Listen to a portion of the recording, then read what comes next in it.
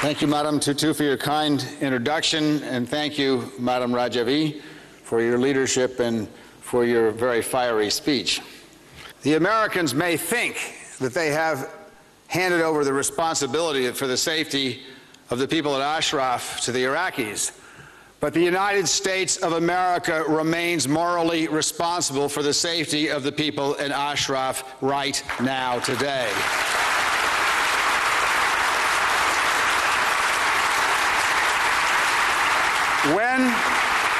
When we disarmed the people at Ashraf in 2003, we promised them that we would defend them. Each one got a written piece of paper saying so. When we brought the Federal Bureau of Investigation's intelligence unit to Ashraf in 2006, every single member of the camp, 3,400 people, were determined not to have ties to terrorism or terrorists. Every single one. The courts in Great Britain, the courts in France, the courts in the European Union, and the courts in the United States of America have said this is not a terrorist group. Delist the MEK now so that we can save the lives of 3,400 innocent people in Ashraf. Now, the United States has a moral obligation to do this. If we fail, I can guarantee you this will be an election issue in the United States. The fact of the matter is, the American government is putting millions of dollars into Iraq as we pull our troops out. We are supporting a government in Iraq that is headed by a war criminal who one day will appear in The Hague.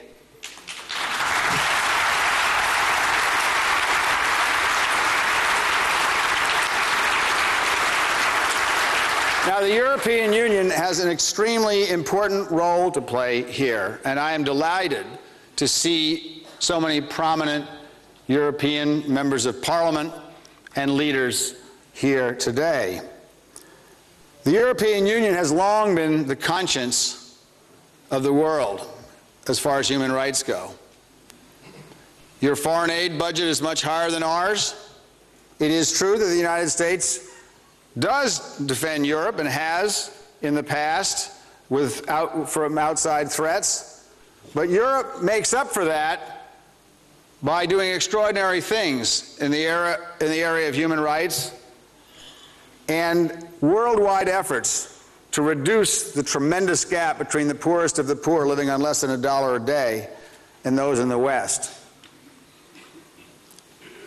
We need Europe to act.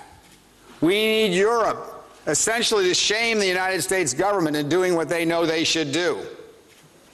That is the United States' job, and we have said so. But in the absence of moral leadership from the United States, we ask the Europeans to step in again and take the lead. We ask you to put some pressure on the American government to do the right thing, to call for the cancellation of the deadline imposed by the war criminal Maliki. We ask Europe to also put pressure on the United Nations. The United Nations has finally, as of 2 months ago, decided that they would do the right thing and begin the interviews of the individuals in Ashraf who have sought asylum. We need to stop talking and start doing. And yes, the United States has a responsibility for that. And so do the Europeans to this extent. You too are putting hundreds of millions of euros of aid into Iraq. Why are we funding a government headed by a war criminal?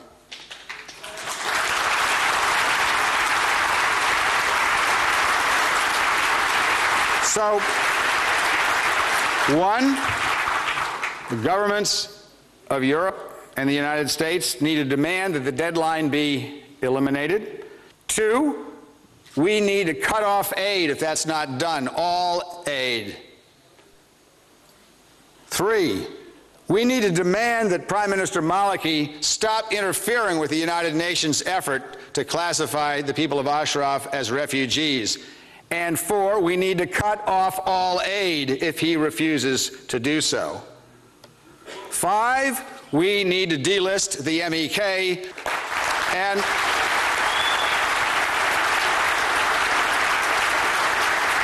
I'm going to conclude by saying something I say often at these meetings. People ask me why I'm doing this. I'm doing this because I believe in America. America is an extraordinary country. It's a country that has promised human rights and dignity. Sometimes we have fallen short, but we have a set of ideals in the Constitution of the United States and in the Declaration of Independence which celebrates mankind's goodness and hope. If we stand by while evil is allowed to happen to innocent human beings, then we have debased not only the process of what we have done in Iraq, we have debased ourselves as a nation. If you believe in America and you believe in American ideals, then you must stand up for innocent people everywhere, particularly those to whom we have promised safety. This is not just about the families in Ashraf. This is about what kind of a nation the United States of America will be going forward. Thank you.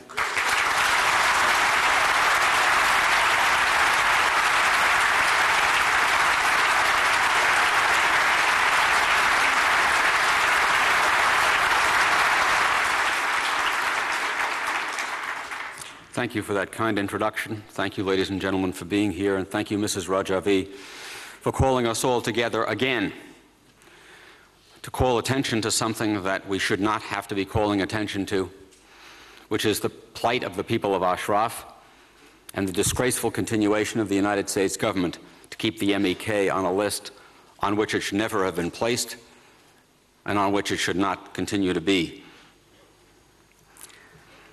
We've heard that the UN High Commissioner for Refugees has told the residents of Ashraf that they have the status of asylum seekers, and that is an important thing. Now it's time for us, everyone here, and the government of the United States to act. It is time to undo the deadline. It is time to delist MEK. It is time to unleash forces that, if they are unleashed, could stop tyranny. We know from papers that were seized after World War II that if anyone had stopped German troops from marching into the Sudetenland, they were under orders to turn around and go back. The same is true today.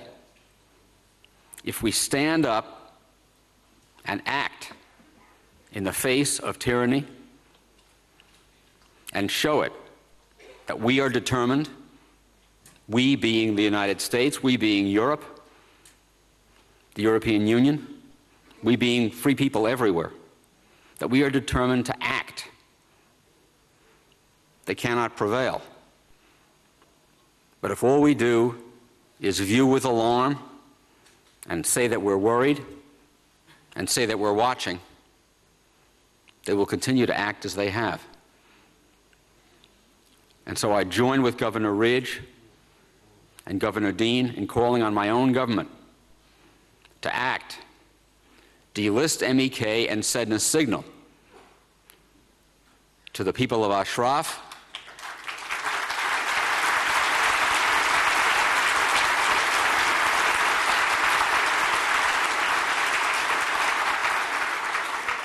to people all over the world that this kind of tyranny will not stand. And if we do that, then it won't. Thank you very much.